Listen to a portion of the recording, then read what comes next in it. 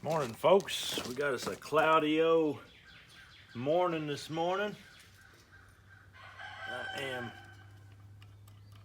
I'm getting ready to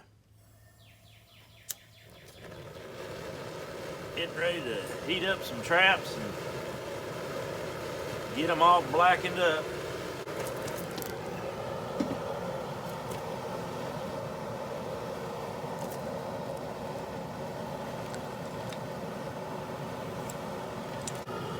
One of my objectives is to show you how that a brand new trap that is shiny metal cannot be blackened until it gets rusted.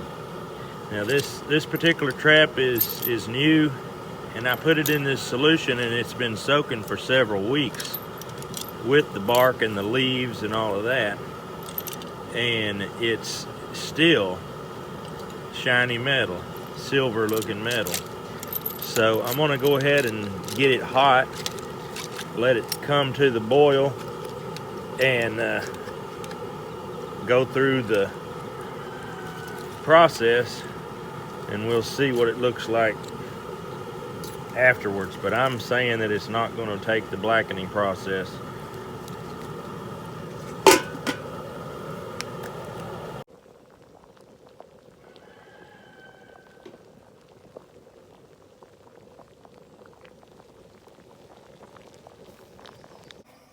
Moved to Tennessee when I was about 17 to an Amish community, and we lived in a horse and buggy environment for 3 years with no electricity, no vehicles, no chainsaws, no nothing. Very primitively, and it was good for me at that time, being coming up into my upper teens. I had a lot of energy, and that gave me a place to channel it. And I tell you, I raised produce like it was going out of style. I think I planted 3,000 tomato plants that first year. Just went plumb crazy. But we sold produce and did a little carpentry on the side, and I guess about the year 2000, that Amish community broke up and everybody moved away. So we decided, well, we ain't going back to Texas. We ain't going back to town. We sort of like it right here in Tennessee. It's perfect for us. So we bought our place, and I found a woman I wanted to marry, and we got married. Bought one of the houses that had been in the community, and it still wasn't electrified yet. And I might make a note that it's still not electrified. It's not a cool thing to have no electricity unless you call it off-grid. Then all of a sudden it's hip and cool to be non-electric. So I kind of want to be hip and cool, so I call it living off-grid. That seems to be the thing that everybody tends to think is more fashionably accepted. But anyway, I'm not at all drawn towards what's fashionable or what's acceptable. So that has nothing to do with the way I live.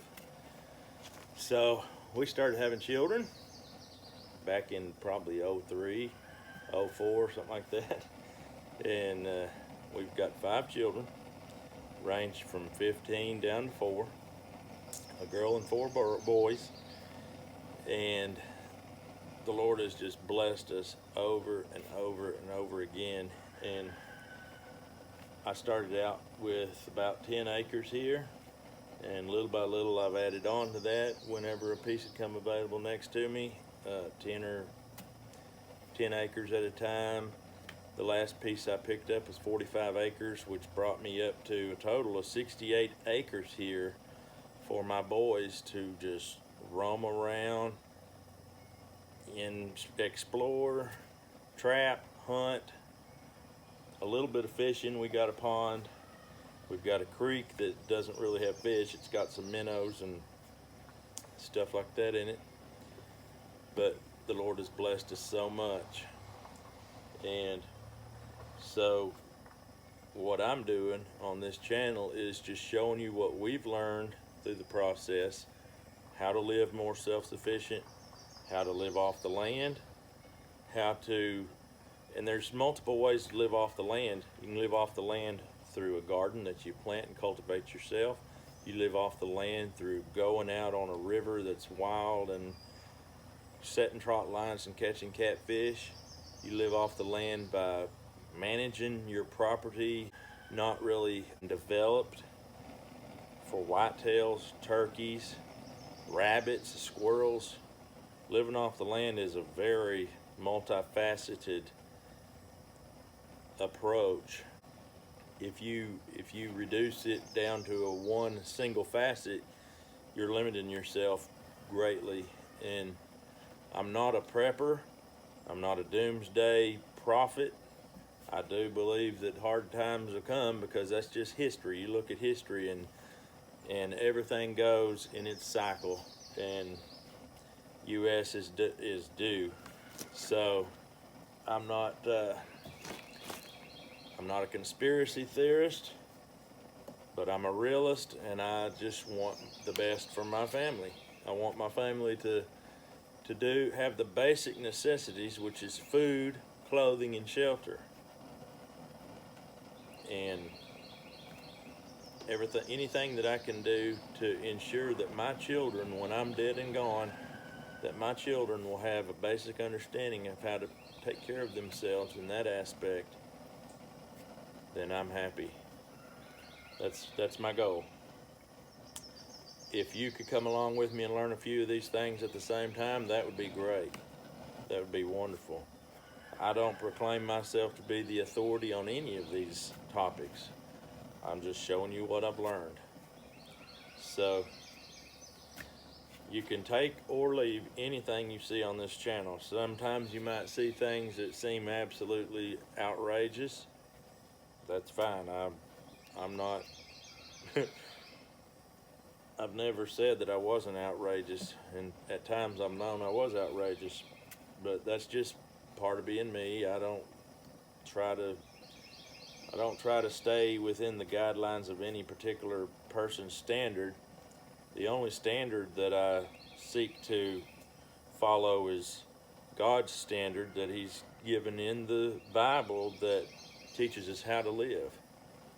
And there's nothing in Scripture that teaches against being modern, being into technology, anything like that. There's, you can translate something to say that if you want, but the Bible has nothing to do, or very little, I should say, to do with my lifestyle as far as living off the land. You can live out of a grocery store and still be living according to the Bible. That's fine. Perfectly fine. I don't have anything against anybody that wants to live a modern life out of a grocery store. That's fine. Go to McDonald's if you want. Just pray over your food before you eat it a lot. But anyway, I've always lived my life as seeing life as a series of closed doors and open doors. And the doors that open, I go through. If a door closes or slams in my face, I just take that as a sign from God that I'm not supposed to go through that door. And I've had a lot of doors open and a lot of doors closed.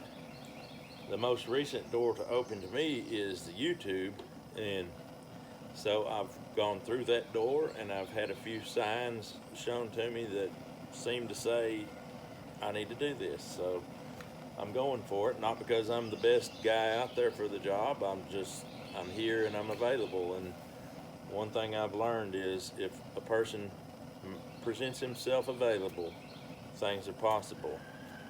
As long as I slam that door myself and refuse to go through it, it's not possible. So I just want to be a vessel in the hands of the Lord to do as He sees fit. If I utterly fail, so what? I'm going to go forward, try to accomplish whatever it is I'm supposed to accomplish, and I really don't even know what that is. But if I can help you in some way, even to learn one small thing, then I feel like it's all worth it. So these traps are cooking pretty good right here. Oh yeah.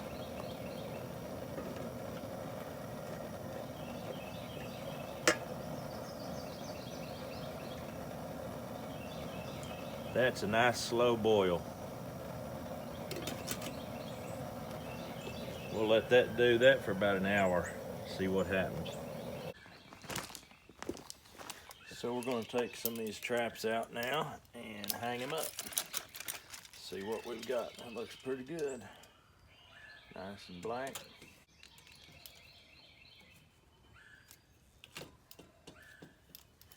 Let's get us another one out here. Here is the brand new trap.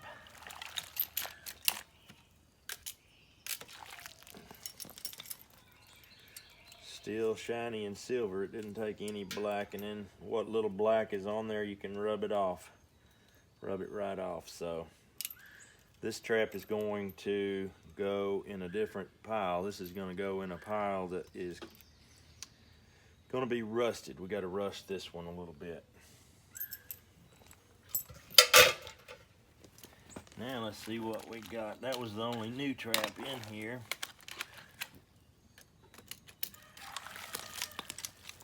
A lot of these traps are traps that are my boys. They use these traps to do their own thing, and I'm glad that my boys have a chance to sort of do their own thing.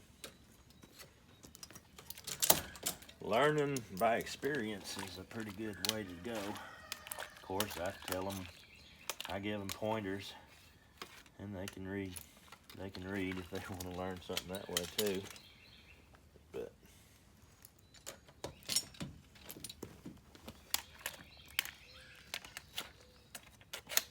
this water, ouch, is hot.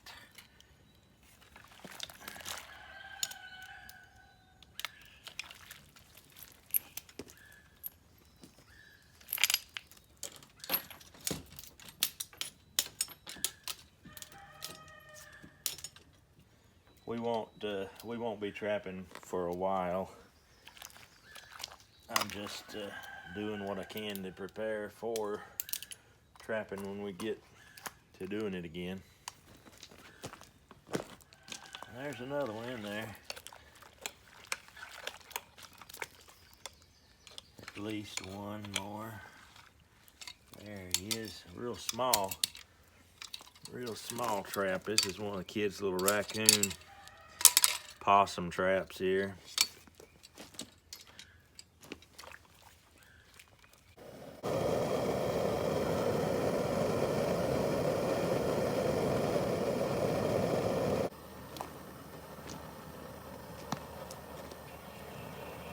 Wow, that's getting hot fast.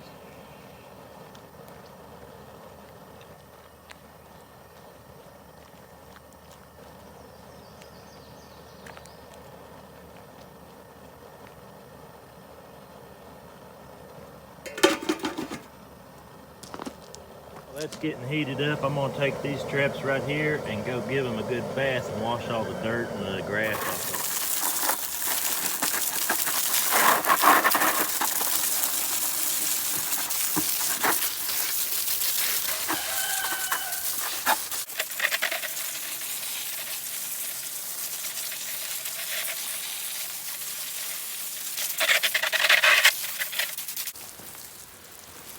This is not a pressure washer. My kids, my boys, are little geniuses. They got this top here off of a bottle of chalk that we use in construction, the blue chalk, and it fits on this thing and really reduces it down, and I mean it pressurizes it really nice. So I can't take credit from that. That was some little boys that come up with that.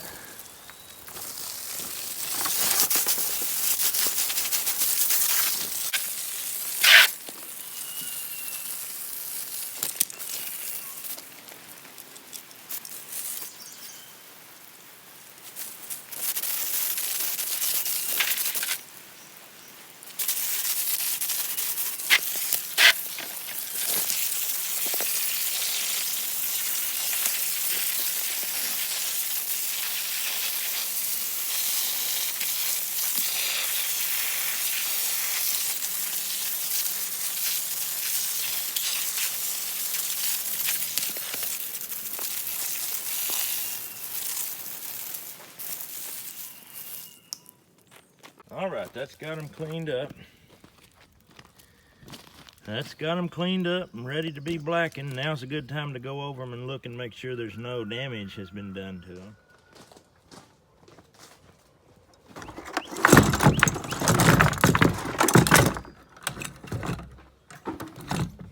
All right.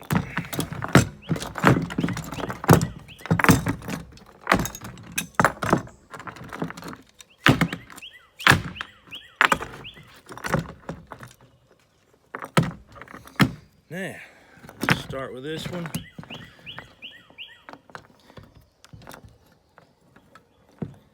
Everything looks good about it.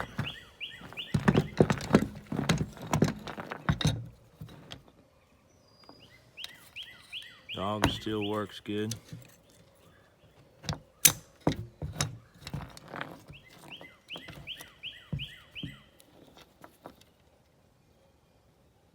Everything looks good about that.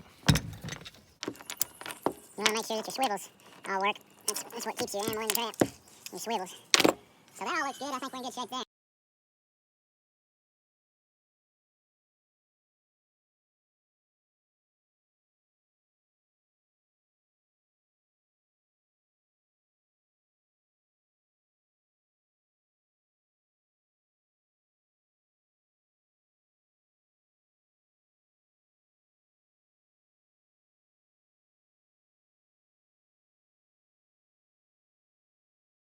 We'll put these traps in there that I rinsed off today.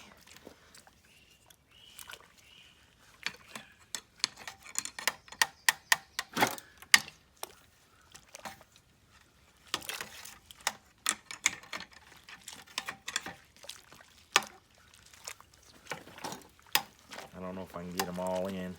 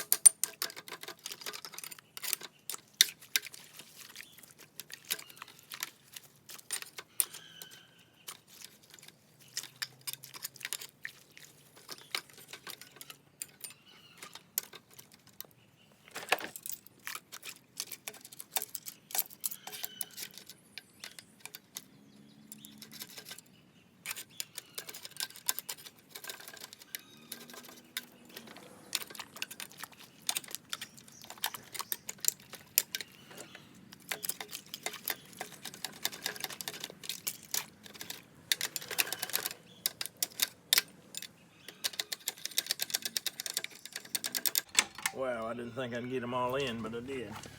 Yeah, I'm gonna just break us up some fresh bark and put in there.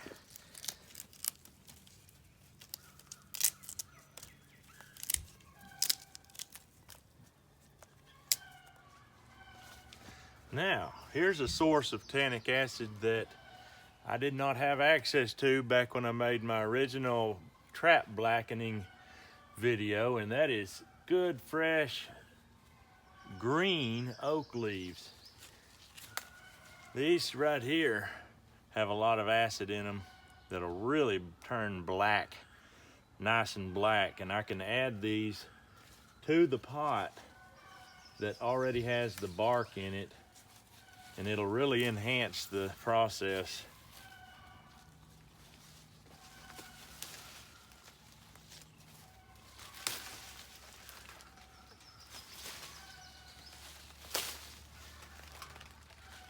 Do some tree trimming and blacken traps at the same time.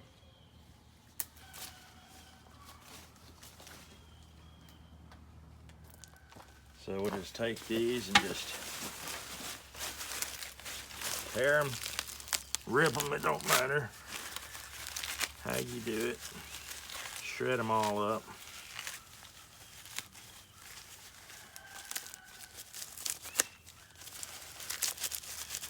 I've had a lot of success doing this.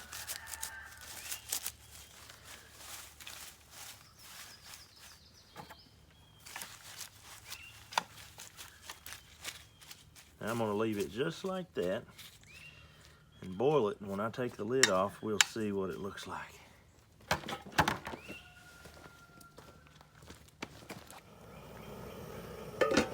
Now, we'll let that roll for a while. Okay, it's the next day. We boiled these several hours and then I let them sit all night. And let's see what we got here.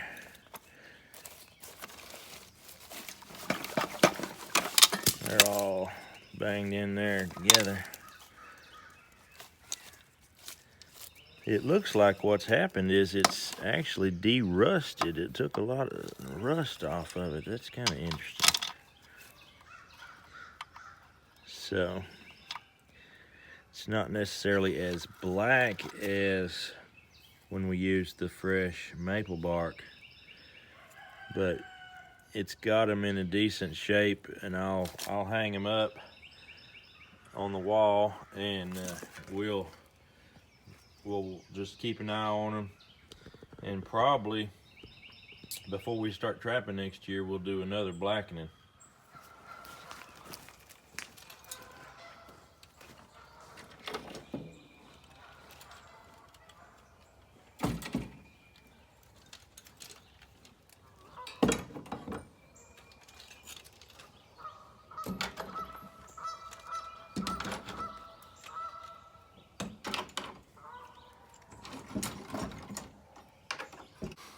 Well, thanks for watching, folks. That's probably going to be all the trapping episodes here for a while till we start getting back in it later in the year. So that's how you can go about getting them ready for storage and preparing them for the next season. So anyway, glad you were here for it, and glad you enjoyed it. If you like this video and you want to see some more, just subscribe to the channel and we'll be here. See y'all later. Y'all have a good day.